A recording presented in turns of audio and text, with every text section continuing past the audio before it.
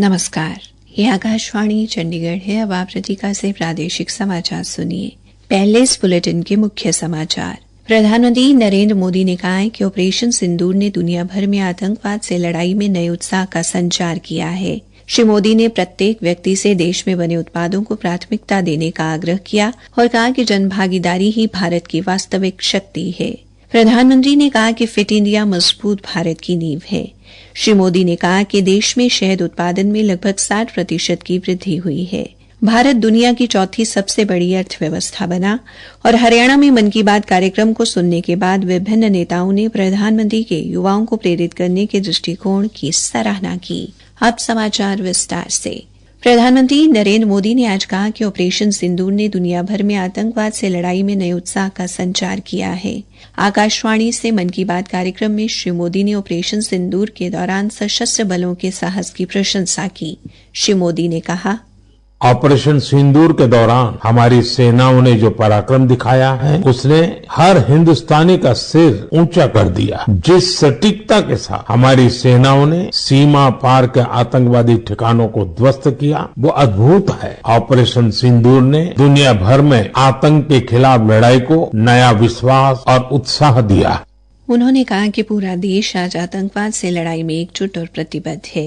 प्रधानमंत्री ने कहा कि ऑपरेशन सिंदूर केवल सैन्य मिशन नहीं बल्कि राष्ट्र का संकल्प और साहस है। उन्होंने कहा कि इसने पूरे देश में राष्ट्रभक्ति की भावना भरी और देश को तिरंगे की भावना से सरोबार कर दिया। श्री मोदी ने कहा, देश के कई शहरों में तिरंगा यात्राएं निकाली गई। हजारों लोग हाथों में तिरंगा लेकर देश की सेना उसके प्रति वंदन अभिनंदन करने निकल पड़े। कितने ही शहरों में सिविल डिफेंस वॉलेंटियर बनने के लिए बड़ी संख्या में युवा एकजुट हो गए। ऑपरेशन सिंदूर ने देश के लोगों को इतना प्रभावित किया है कि कई परिवारों ने इसे अपने जीवन का हिस्सा बना लिया है। प्रधानमंत्री ने वोकल फॉर लोकल पर बल देते हुए कहा, हमारे जवानों ने आतंक के अड्डों को तबाह किया। यह उनका अदम्य साहस था और उसमें शामिल थी भारत में बने हथियारों, उपकरणों और टेक्नोलॉजी की ताकत। उसमें आत्मनिर्भर भारत का संकल्प भी था। हमारे तकनीशियन, हर किसी का पसीना इस विजय में शामिल है। इस अभियान के बाद पूरे देश में वोकल फॉर लोकल को लेकर एक नई ऊर्जा दिख रही है। श्री मोदी ने कहा कि ये जन भागीदारी ही भारत की वास्तविक शक्ति है। उन्होंने प्रत्येक व्यक्ति से देश में बने उत्पादों को प्राथमिकता देने का आग्रह किया। प्रधानमंत्री ने कहा कि ये केवल आर्थिक स्वावलंबन की बात ही नहीं बल्कि राष्ट्र निर्माण में भागीदारी भी है। प्रधानमंत्री ने कहा कि 21 जून को मनाए जाने वाले अंतर्राष्ट्रीय योग दिवस को लेकर अलग अलग संस्थान अपनी तैयारियां साझा कर रहे हैं। 21 जून 2015 में योग दिवस की शुरुआत के बाद से ही इसका आकर्षण लगातार बढ़ रहा है। इस बार भी योग दिवस को लेकर दुनिया भर में लोगों का जोश और उत्साह नजर आ रहा है। अलग अलग देशों में किसी साल लोगों ने योग चेन बनाई, योग रिंग बनाई। ऐसी बहुत ही तस्वीरें हैं जहाँ एक साथ 4 जनरेशन मिलकर योग कर रही है। बहुत से लोगों ने अपने शहर की आइकॉनिक प्लेसेस को योग के लिए चुना। आप भी इस बार कुछ इंटरेस्टिंग तरीके से योग दिवस मनाने के बारे में सोच सकें। उन्होंने कहा कि ये दिवस हमें दैनिक जीवन में योग को समाहित करने की याद दिलाता है। प्रधानमंत्री ने कहा कि इस वर्ष कई युवाओं ने नए रिकॉर्ड बनाने और योग श्रृंखला का हिस्सा बनने का संकल्प लिया है। प्रधानमंत्री ने आयुर्वेद की पहुंच अधिक लोगों तक बढ़ाने को लेकर किए गए प्रयासों का जिक्र भी किया। 24 मई को WHO के डायरेक्टर जनरल और मेरे मित्र तुलसी भाई की मौजूदगी में एक MOU साइन किया गया है। इस एग्रीमेंट के साथ ही international classification of health interventions के तहत एक डेडिकेटेड ट्रेडिशनल मेडिसिन मॉड्यूल पर काम शुरू हो गया है। इस पहल से आयुष को पूरी दुनिया में वैज्ञानिक तरीके से अधिक लोगों तक पहुंचाने में मदद मिलेगी। प्रधानमंत्री ने ड्रोन दीदी कार्यक्रम की सफलता का जिक्र भी किया। श्री मोदी ने कहा, गांव वालों ने भी इस परिवर्तन को दिल से स्वीकार किया है। अब ये महिलाएं ड्रोन ऑपरेटर नहीं, स्काई वॉरियर्स के नाम से जानी जाती। ये महिलाएं हमें बता रही हैं, बदलाव तब आता है जब तकनीक और संकल्प एक साथ चलते हैं। प्रधानमंत्री ने कुछ स्कूलों में लगाए जा रहे शुगर बोर्ड का उल्लेख भी किया।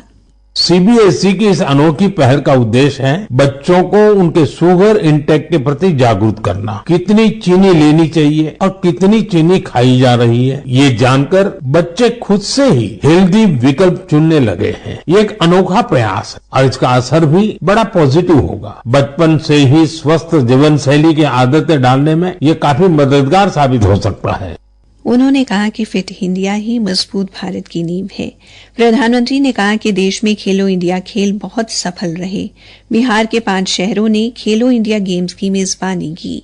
खेलो इंडिया यूथ गेम्स का ये पहला आयोजन था। पूरे विश्व के लोगों ने हमारे युवा खिलाड़ियों की प्रतिभा को देखा और सराहा। मैं सभी पदक विजेताओं, विशेषकर टॉप के 3 विनर्स महाराष्ट्र, हरियाणा और राजस्थान को बधाई देता हूँ। इनके शानदार प्रदर्शन ने सबका दिल जीत लिया। जो खेलता है वही खिलता है।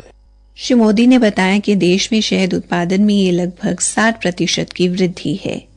20 मई को वर्ल्ड बी डे मनाया गया। पिछले 11 वर्षों में मधुमक्खी पालन में भारत में एक स्वीट रिवॉल्यूशन हुआ है। हम हनी प्रोडक्शन और एक्सपोर्ट में दुनिया के अग्रणी देशों में आ चुके हैं। इस पॉजिटिव इम्पैक्ट में राष्ट्रीय मधुमक्खी पालन और शहद मिशन की बड़ी भूमिका है। श्री मोदी ने बताया कि इसमें राष्ट्रीय मधुमक्खी पालन और शहद मिशन ने महत्वपूर्ण भूमिका निभाई है। प्रधानमंत्री ने गुजरात के गिर में शेरों की संख्या में हुई वृद्धि का जिक्र भी किया, जो केवल 5 वर्ष में बढ़कर 674 से 891 हो गई है। श्री मोदी ने मन की बात की इस कड़ी में कागज के कचरे और इसकी रिसाइकलिंग का भी जिक्र किया। उन्होंने जोर देकर कहा कि हर व्यक्ति को पेपर रिसाइकलिंग के बारे में सोचना चाहिए। प्रादेशिक समाचार आकाशवाणी चंडीगढ़ से प्रसारित किए जा रहे हैं। हमारे बुलेटिन और ताजा समाचारों के लिए आप हमारी वेबसाइट newsonair.gov.in पर लॉग इन कर सकते हैं। नीति आयोग के मुख्य कार्यकारी अधिकारी BVR सुब्रमण्यम ने कहा कि भारत जापान को पीछे छोड़ते हुए दुनिया की 4थी सबसे बड़ी अर्थव्यवस्था बन गया है। दिल्ली में नीति आयोग की 10वीं शासी परिषद की बैठक के बाद मीडिया को संबोधित करते हुए डॉ सुब्रमण्यम ने कहा कि अंतर्राष्ट्रीय मुद्रा कोष के आंकड़ों के अनुसार आज भारत ने जापान को पीछे छोड़ दिया है। भारत की अर्थव्यवस्था 4000 खरब डॉलर है। उन्होंने भरोसा जताया कि अगले 2 से 3 वर्षों में भारत तीसरी सबसे बड़ी अर्थव्यवस्था बन जाएगा। हरियाणा के ऊर्जा मंत्री अनिल विज ने आज अंबाला छावनी में लोगों के साथ प्रधानमंत्री का मन की बात कार्यक्रम सुना।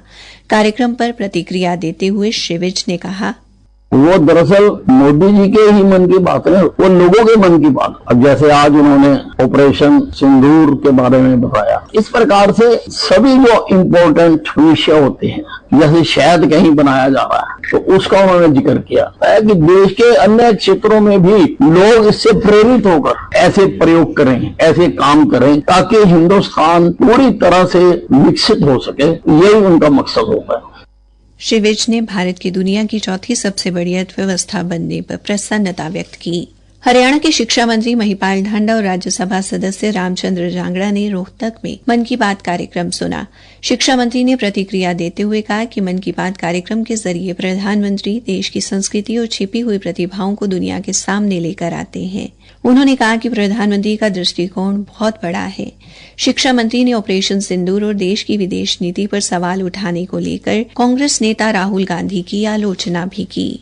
केंद्रीय मंत्री मनोहर लाल ने विधानसभा अध्यक्ष हरविंदर कल्याण के साथ करनाल में प्रधानमंत्री का मन की बात कार्यक्रम सुना। श्री मनोहर लाल ने कार्यक्रम के बाद कहा कि प्रधानमंत्री इस कार्यक्रम के माध्यम से लोगों का ज्ञान ही नहीं बढ़ाते बल्कि उनको आगे बढ़ने के लिए भी प्रेरित करते हैं।